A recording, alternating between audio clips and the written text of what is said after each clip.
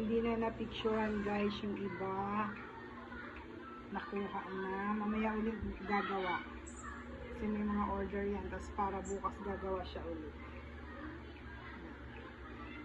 Ito po ay cookies. Order din po yan.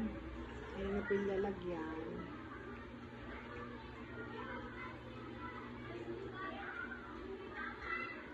Ayan po.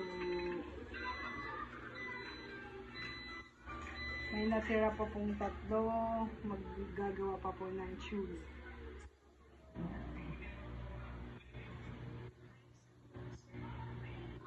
Ayan po siya guys.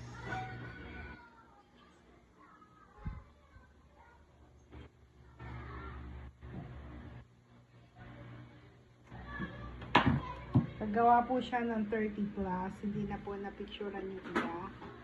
Kasi nagbalik-balik na. Ito guys. And this one po is cookies. And masok siya guys. Nagagawa lang po. Ayan.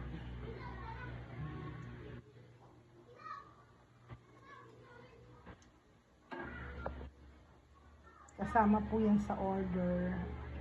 Papadala pa po yan ng Quezon City.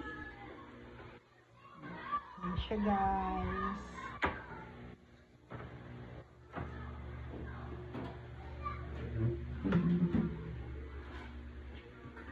$30 po. Yung cookies po is 6 lang. Kasi ano lang po, order lang po yan.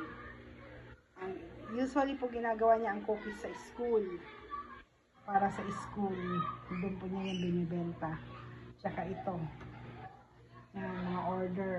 Pero ngayon po, dito lang po ito. Sa lugar namin. Kasi marami pong request. Pabalik-balik po yung mga bata.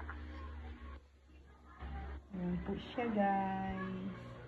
Ito po, dadalhin po yun ng Quezon City. Kasama po nito. Ay na, ipapalalamog ba? Papalalamog na lang daw. This one po is red velvet. Ilang grams to?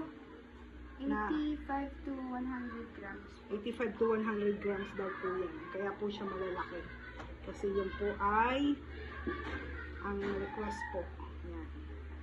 And this one po is cookies. This one is for a very special love of mine.